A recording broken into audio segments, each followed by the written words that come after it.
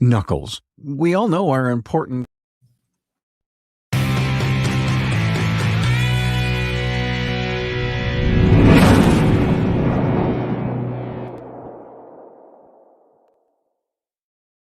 Hey, always love to have you here. It's Carm Capriato. It's Aftermarket Weekly with my solo guest, Bill Nalu, Madison Heights, Michigan, from Interstate Auto Care. Hello, William. How are you? Hey, brother. How are you doing, Carm? I'm good, buddy. You know, everyone, the majority of our podcasts are all available on YouTube. You find that by searching for Carm Capriato. Yeah. That would be a C-A-R-M. Please subscribe. We're on all the podcast apps and the videos there to, support your ability to want to watch us just have a great conversation. We have a great topic today. I can't wait to jump in it, but we also want to thank our great sponsor who's been with us a couple of years now. We sure appreciate the support from Dorman, sometimes coming to you live and sometimes on tape from the Dorman OE Fix studio. Knuckles, we all know are important connection points between the wheel and the vehicle suspension, connecting hubs, bearings, calipers, struts, and control arms.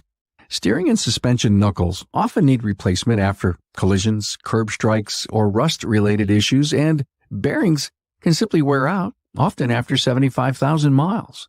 Unfortunately, when it comes time to replace a knuckle or a press-in bearing, there's often rust. That can result in hours of labor that require a shop press and risks potentially damaging the knuckle or backing plate. Dorman has created a time-saving solution with their loaded knuckles. These knuckles are complete assemblies that are tech-preferred. They are an easy bolt-on solution for difficult bearing and knuckle replacements that save significant time and money for you and your customer. An OE Fix is a Dorman repair solution you can't get from the original equipment manufacturer, and it means they found a situation where they believe the OEM wasn't giving repair professionals what they wanted, so we fixed it. Everything Dorman does is centered around providing customer value, both in the quality of products and the creativity of solutions. Our engineers and designers, well, they go out of their way to save repair technicians time and save vehicle owners money. Replacing rear-wheel bearings on some Toyota trucks can be extremely frustrating. The bearing housing often becomes damaged when the old bearing is pressed out or when the new bearing is pressed in. Not only that, but a shop press may or may not be available. To assist with jobs like this, Dorman has developed a 90-plus minute time-saving solution with their OE Fix pre-assembled axles. These bolt-on solutions eliminate the uncertainty of performing this basic repair with all of the major components such as the axle, bearing, backing plate, bolts, and seals already assembled and ready to install right out of the box. Want to learn more about Dorman's innovations? Well, visit dormanproducts.com/tour. Hey, thank you so much, Dorman. Look, Bill, Bill and I go way back. God, remember when we first met? We met in Detroit, and you were doing your typical Bill Nalu at a conference, and I'm trying to remember who the speaker was. Tony Mola was on stage. It was Tony Mola. Thank you. And he was one of the guys that was on stage. Yes, and you were outspoken, asking a bunch of questions, and I'm in the back of the room saying, I think I could make this podcast thing work. That's why I'm here. I want to meet all these great guys. I want them to come on my show. So you walked by me. I'm sitting kind of near the back of the room. You walked by me, and I introduced myself to you, and that formed an unbelievably instant friendship. And you've been on the show an awful lot. Been to your place in Detroit.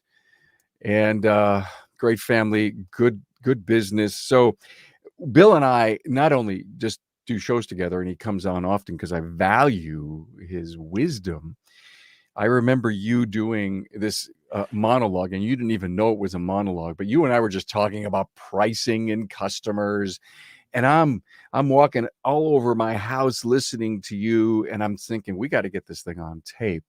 And so we're finally going to do the Why Much episode. And when people stop and think about why much, people ask how much. And Bill loves to be able to turn that around into why things cost what they do and why someone would be willing to pay the price at your place because of your value prop and what you know you're going to give them. So let's dive in. Well, thanks for the kind words, Carm. Before I get started on the rant, I've got to say something about that first meeting. I was on the precipice of a life-changing career move. I didn't know if I was going to be in this industry any longer because I had sort of lost faith in our ability to be able to get to the conversation that we're about to have right now. And so it would be too much for me to say that you changed my life at that time. You were changing my business outlook, my business philosophy. And the interesting thing about that is I can't tell you from 7.5, 8 years ago what the gap was between my life and my business, because they were so intertwined. My life was so invested in my work, I couldn't see my life outside of my work. I don't, And so, but I believe you're speaking for a huge majority of any small business person. yeah. And so I say humbly, I say thank you for What'd I do? having I don't know. I don't know shut. what I did. I guess I listened to you. This is not the time to get modest, my friend.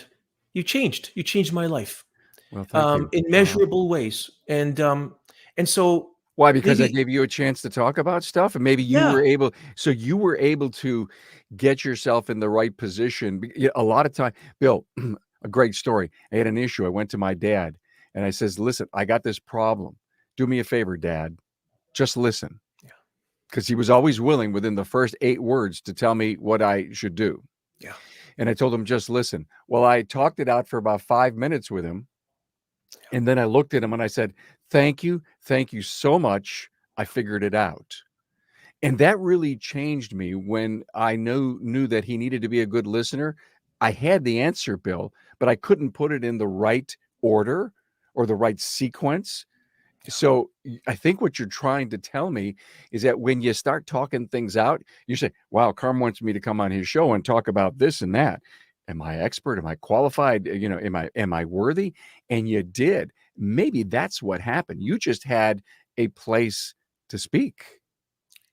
yeah, It yeah. was cathartic for you, obviously. Let me see. I'll send you the bill. Yeah. I'll Yeah. send you the What bill. is the value? What is the value of somebody tapping you on the shoulder and say, I'm curious in your thoughts here. What have you got? Yeah, I And know. let's see what happens. And that's where we Um, actually are right now. I mean, this is always coming full circle. I want to hear from you. yeah, Why much? yeah, Thank you for all of those. I'm thrilled to know that, and you know what? I hear about this a lot, Bill. I don't have an ego. People write to me all the time, instant message. I get emails. It's easy. Carm at remarkableresults.biz. People can get through to me anytime. Everywhere they could see the website or any of my blogs and or emails, they just click a button and communicate with me. And I get a lot. And people thank me for stuff, which drives me to always sit in this chair and to think about my listener.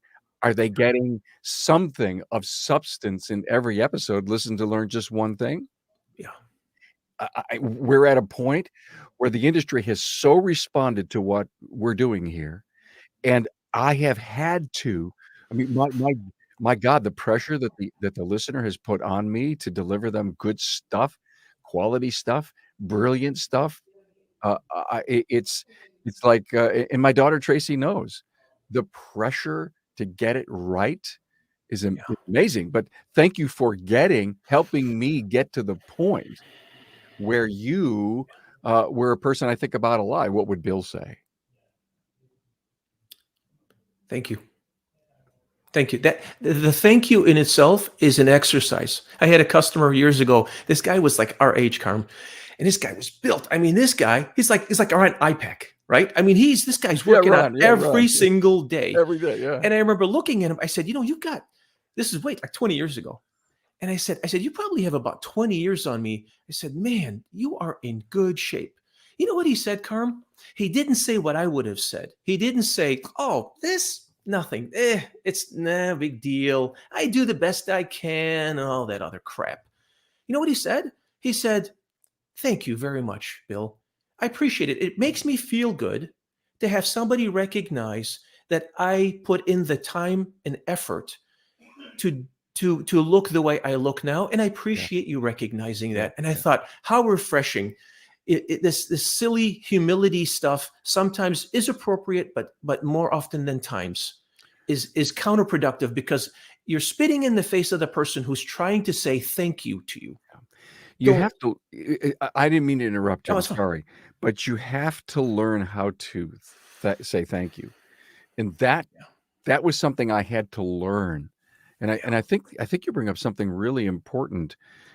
When no matter in my entire career, people will come up and say, "Wow, that was a great speech. You really thought so?"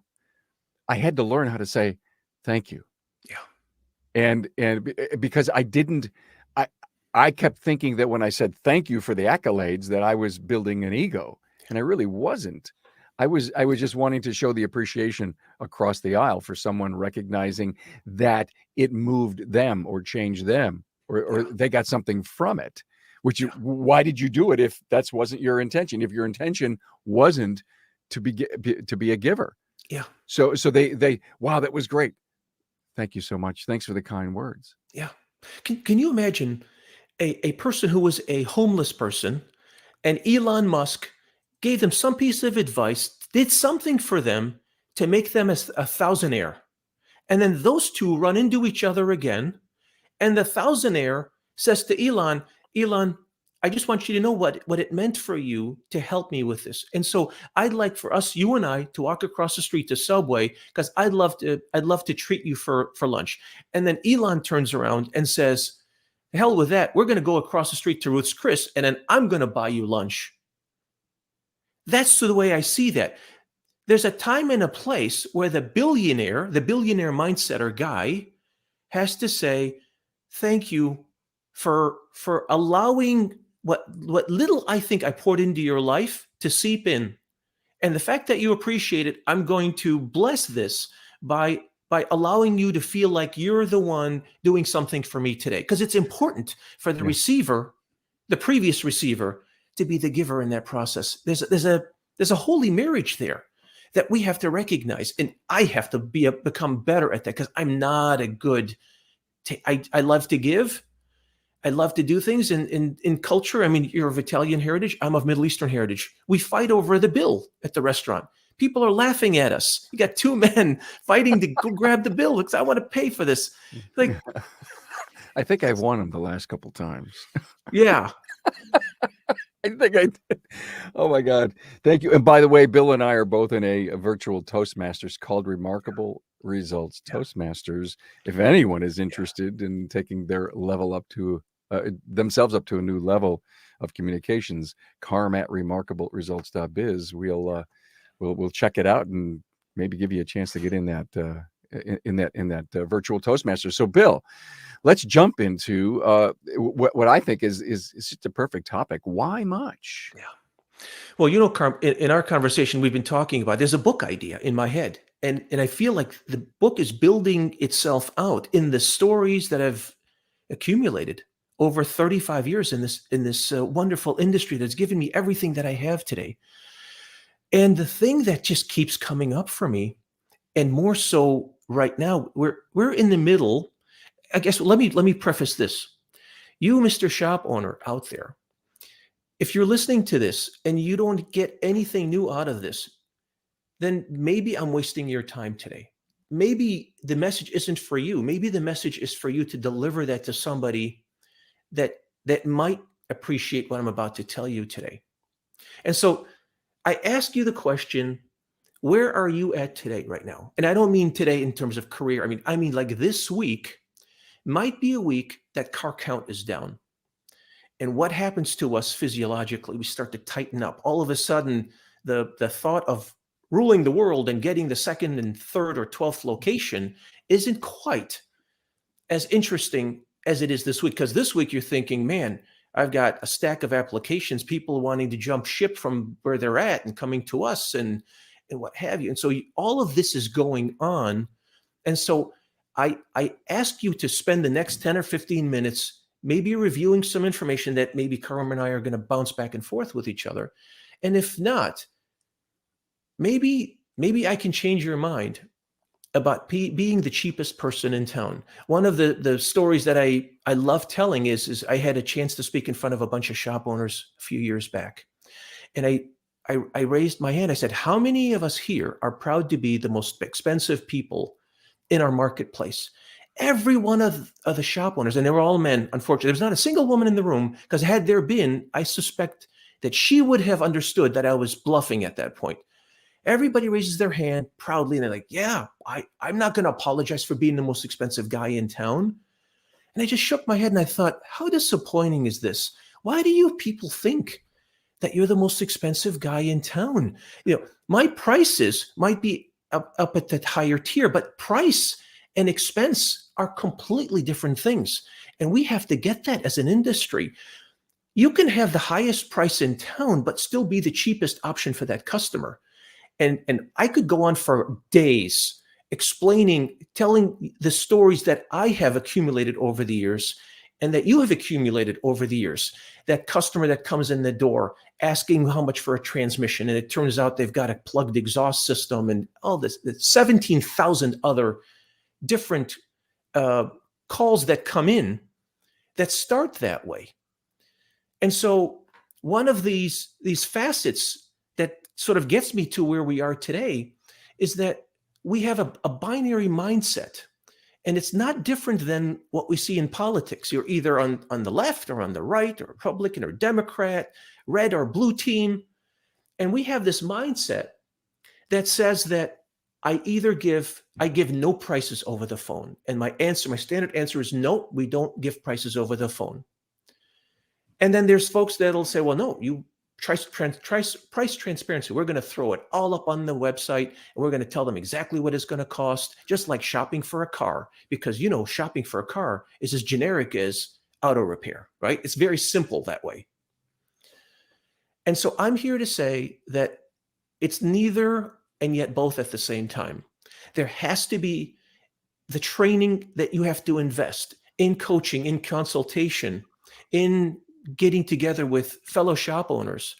And then if you do enough of that, maybe, just maybe, you'll hear somebody say something like, you can say yes in a no. And so in the example that I was giving you earlier about pricing, what would happen if a customer said, how much for a transmission? You could say, well, I can't give you a price on that until you come in. One is a no. You could say the exact same thing and say, yes, I could absolutely give you a price for that. Would you prefer the Tuesday morning? Would you prefer to bring it in Tuesday morning, or would you prefer to bring it in Tuesday afternoon? And then you'll find out that 90% of customers just go with you and understand that they're asking a question that's the only question they're asking is how much. And then all of a sudden it becomes a different thing. All of a sudden your conversion rates go through the roof. All of a sudden you understand that you're in the business of context in the middle of a world that is just wanting to choke itself in content. And so the book idea really is the why much and the how much. And it has been proven to me, this has become a religion to me now, that I have never delivered I've never delivered anything to a customer as cheap as I can possibly do it. No, I've never met a customer who's willing to allow me to do something as cheap as I can deliver it. And I challenge you to give me an example, because you can't. Because you have friends, family, that you've done things for free, and they thought that was too expensive. They thought, well, yeah, I appreciate you doing this car repair for me, but the least you could have done is you could have at least given me your car as a ride. I had to go and get an Uber to go back and forth to work. How dare you? We're family, all this other stuff. And so it leads me to the point that is that with the economy being what it is, Warren Buffett's famous quote, only when the tide goes out do you realize who's been swimming naked. And so I caution you, because we're in a place at this point where the economy is going to tighten up. And so if you're busy right now, or if you're starting to slow down, you might as well jump on board right now. Get on board with the idea that you're going to have to be on your P's and Q's. Start learning all of the tactical stuff that has to do with who you are as a person. If you don't truly believe that you are the cheapest option for their customer by providing good service for good money, which is as cheap as it gets. It's what I've called transactional gravity. If you don't believe that, how in the hell are you going to convince your people to be able to explain that to the customer? And oftentimes, 90% of the time, that's just the way it goes. It just happens organically, and it's a disaster over the phone. You hear no's. Carm, you and I have talked about us doing consultation with Iron Fist Marketing, Stan Stokes, and we're employing AI to listen to all the times that we say no on the phone, right? It's astounding. I thought we were pretty good. And so I go back to you, shop owner out there. Listen to how many times you or your people are putting up barrier after barrier, hoops in front of the customer to jump. And some of it is just foolish pride. Some of it is intentionally wanting to qualify the customer in a timeline that is completely inappropriate. This is not the time over the phone to be educating and spending 15, 20 minutes with a customer that you just met seconds ago. You're supposed to book the appointment. You're supposed to get them from the phone to your shop so that they can see who it is that feeds life into that building, the legacy and the philosophy that drives this business. We'll make that sale when the customer believes in you then. You're not going to do it over the phone.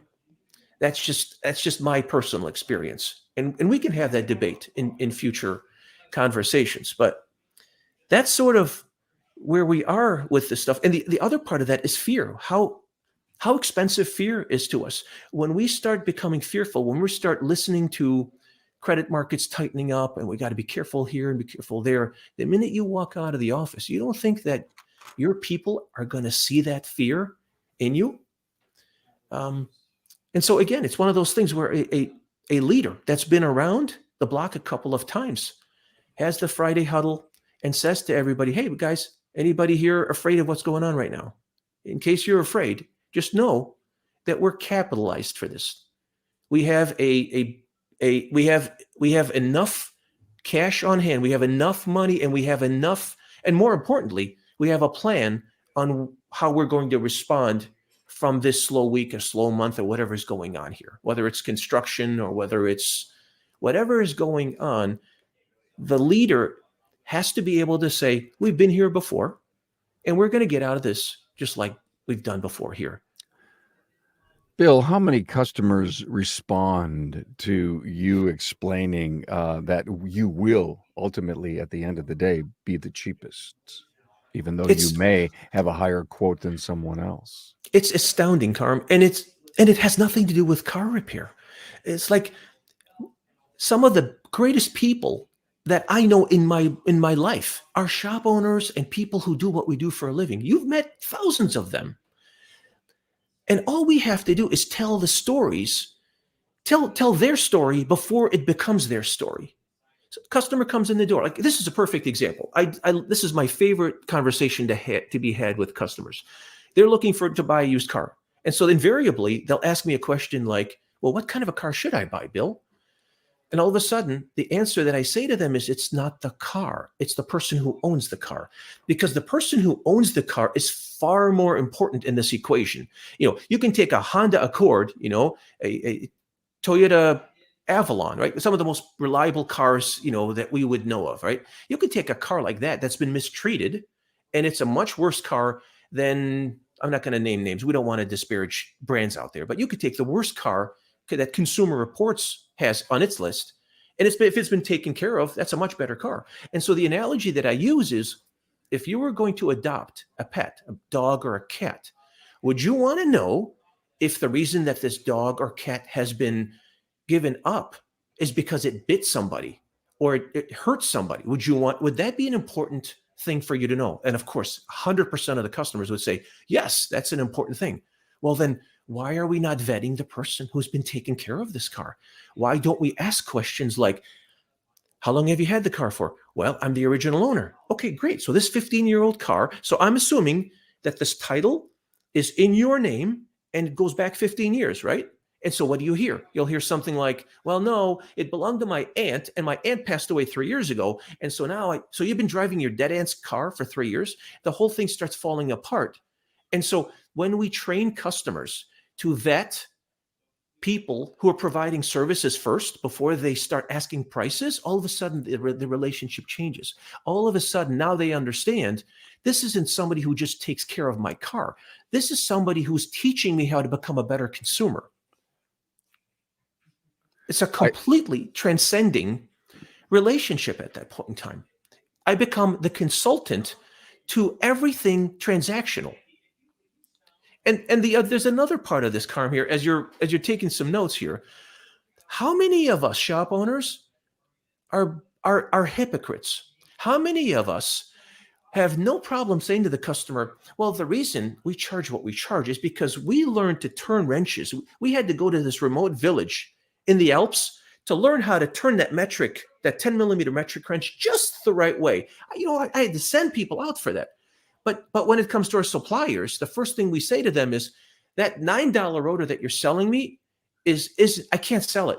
So you know what I need you to do for me, Carm? I need you to sell me a $7 rotor because I can't compete with the guy that's doing a $99 brake job down the street.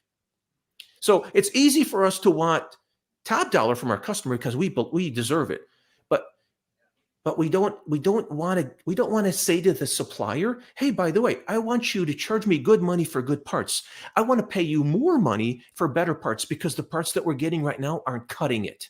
How can I help you gain the confidence? How can I get more shop owners to tell you that we need better parts for more money? Because I can sell better parts for more money much easier than having to answer a customer about why I'm installing the third compressor and we're still having a problem with this car here. Well, thank you for bringing up the supplier thing. I would love to go on a rant about that because, a lot of my background is in the distribution side of the business, even though we had our own shop and a lot of other things in my business life. Bill, you're so dead on. I want to do an episode, and I don't know how to formulate it or get it together. Do I bring shop owners on? Do I bring suppliers on and talk about the supplier relationship? I want a free jacket. I want free food. I want a free trip. I want free training. But I still want free parts and cheap parts and crap parts, and I want it driven over instantly. I've always believed that there's a partnership that has to be developed between you, the shop owner, the service professional, and the supplier, and it needs to be incredibly valued. And there needs to be an exchange of information on both sides so that he stays successful and in business, and so do you. It's a business. It's not an adversary thing. Anyway, I'm off my little soapy right now. Yeah. Oh, by the way, let me tell you about my inspiration by everything you're saying. The book, Why Much, How Much, How Transactional Gravity Will Make a Difference. There's your subtitle on the book, by the way. I just thank you for your inspiration there. Yeah. How do we teach others in our industry to have more self-respect for themselves and for this industry? Conversations with God has a passage, one of my favorite passages. It says, betrayal of yourself in order to not betray another is betrayal nonetheless. It is the highest form of betrayal. And what that means to me is that when I say no to me, or when I say yes to somebody at the expense of me, that my little me at 3 o'clock in the morning, that resentful part of me that feels like, I don't know, they didn't accept what I was given, right? They didn't listen to me, right? That resentful part of me will haunt me for the rest of my life, not just at 3 o'clock in the morning, because that little me is going to say, where was I in this equation? Why didn't I count? Why did you put yourself over the edge? And I saw this, Carm. I saw this in my father years ago. He would do, one of the most generous people I've ever met in my life. And he would do this. And he would He would do this for friends and family, and he would do this because he was a giving person. But the problem is he would do it with conditions internally, not even necessarily sharing. And then he would set himself up with disappointment. And I won't go into it happened so many times that I got a front row seat at seeing this. And I thought, now there's a lesson in being forthright and saying to somebody, this is how far I'm willing to go. Like, I've got a good friend of mine. His name's Joe Mazer. He's a great shop owner here in Michigan. And I remember one time asking him for some advice, and he said, Bill, I'd be willing to help you and all this other stuff. And Joe said something really, really important for me. Never had a shop owner tell me this before. He said, Bill, you can call me anytime you want. He said, but Bill, there'll be some times I won't be answering your call. And the reason I won't be able to answer your call or help you at that time is because I'll be spending that with my wife and my family. Nothing gets in the way of my wife and family time. And I just sort of I fell back in my seat, and I thought, now here's somebody telling me the conditions in which they were able to help. And if I'm willing to accept it, then I should be grateful for that. But if I'm not, do you think Joe's going to lose any sleep over that? Joe's living his dream, and he's trying to help me live mine. And if I think, oh, well, he's not, there could be a place where I could say, well, he's clearly not able to help me. And there are times when the person who's asking for your advice is looking to do everything they can to sabotage what you're trying to help them with. Because what they're going to say is, well, Carm said he was there for me, but I called him at, 1:30 in the morning when I was in crisis, and lo and behold, his phone was off. Son of a gun. He's not as helpful as he said he was going to be. Well, he gave you the condition as to why he wouldn't answer. And I do have a problem with the fact that if the phone's not on at 1:00 in the morning for you, you can't get upset. I mean, people's lives need to go on. We need to sleep. We need to do things. Yeah. But did that wife time, family time resonate with you? Did you absolutely change because of that? Yeah. I'm trying to change, Carm. I'd be lying to you if I said I've solved it. Have you solved your workaholism? This is. Did you know that I had that? No, I can't tell at all. No, not that anybody would share that. And don't ask Tracy or Ann, please, No. because I'll get rooted out there. I don't want to. But that's the beauty of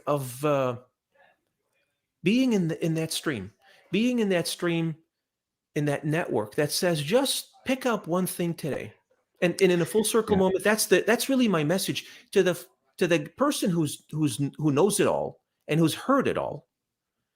If everything that you've heard today is nothing new, let me tell you, there's nothing new that I'm telling you. I'm literally regurgitating things that I've learned. There's nothing original about any of this.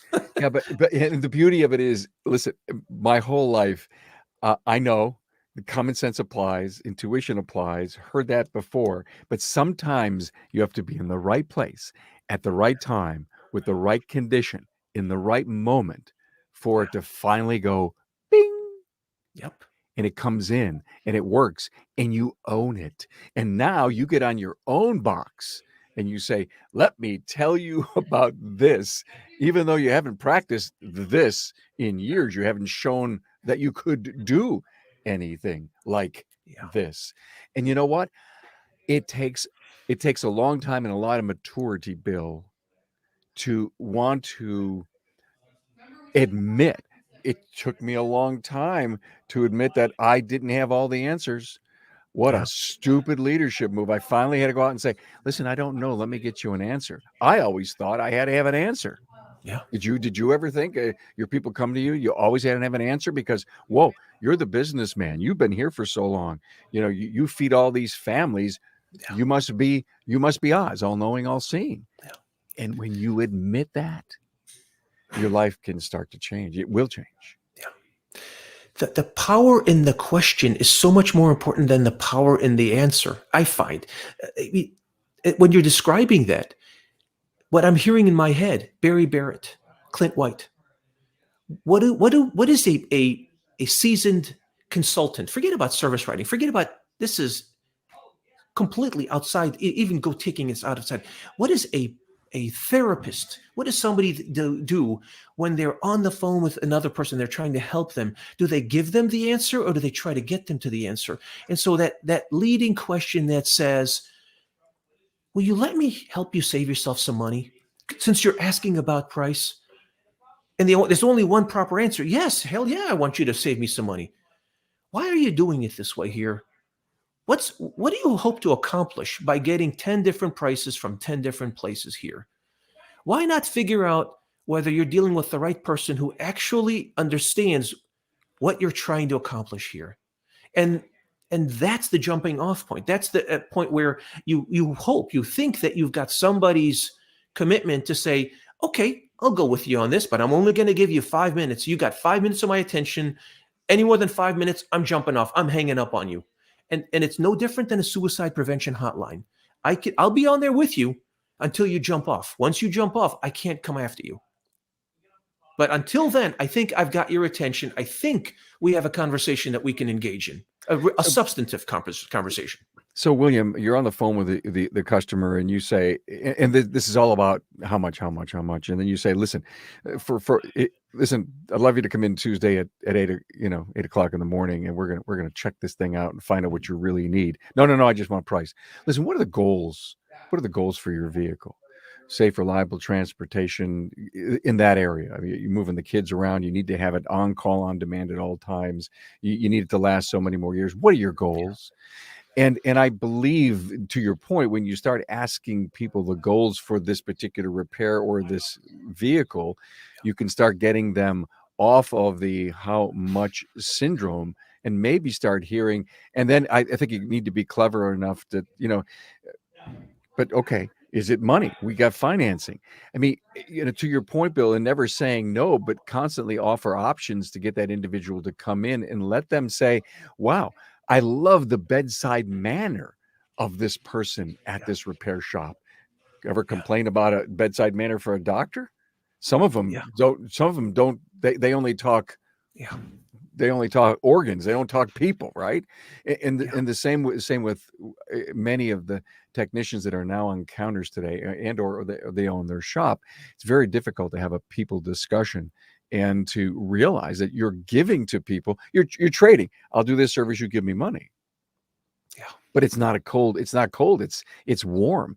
It's Bill Nalu, philosophical guy who cares so much about the human element and what you're doing. At the same time, Bill, you have to be profitable. You have to have financial goals. You have to feed all the families that you're responsible for. You got to pay the heat and the light and the rent, and then you got to provide for your retirement. So there's that balance that I believe, to your point, starts when you say, hello, Interstate Auto Care, I'm Bill. Can I help you? Yeah. It's like, this is a male-centric industry. I mean, there's no question about it. Our female shop owners and our women in auto care are coming on like gangbusters. We can't be more proud of that. We love to do interviews with them. But this is still a largely male-centric. And so I speak to particularly the males in this here. This is a courtship. This how much thing is a courtship of sorts. How appropriate is it for you to engage in it with a customer over the price of something and not challenge them respectfully? And in the dating world, how effective is it to walk up in an establishment, a restaurant, a bar, whatever? Imagine walking up to a woman and saying, "Hey, how much?" Right? Right? I mean, whoops. Best case scenario, you get slapped. Worst case scenario, you get punched in the face and you should be missing some teeth. Right? Both of them are appropriate responses by that in that regard. And I'm exaggerating. I'm going there, and the reason I'm going there is because it's exactly as inappropriate to allow. You are the service professional. It is inappropriate for you to allow the conversation to start there. There has to be some methods. There has to be some training. Get whatever coaching you need to exorcise this demon from inside you that wants to answer that, just so that you can figure out that this is the wrong customer on the phone. Really? That's not a wrong customer. We haven't established that yet.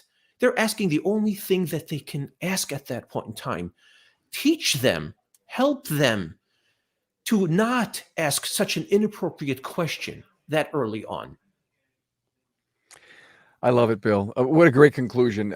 We could go on forever. I maybe we need to do a part 2. I'm not sure, but people only know how to say how much, and we need to take them off of their top dead center, to use a pun inside of our industry, and learn how to do that.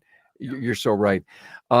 You are the most philosophical guy that I know in this industry. So thank you for that. One of the things that I want to share with the audience, you always talk about your dad. He taught you a lot. Just share with the audience what your dad did for a living. I don't know if enough of them know. My father was in the FBI, and there was nobody who could tell who he was talking. He was an incredible judge of character. He could just 5 seconds and he would know what kind of a person he was dealing with at that point. He had this incredible, uncanny ability to be able to just see.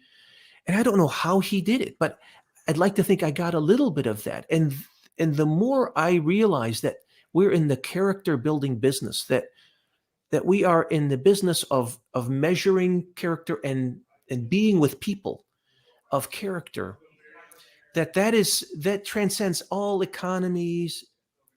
There's no downtime in engaging people that are so damn interesting, that are willing to tell you when you're full of crap, when you deserve it. And my father was very politically incorrect.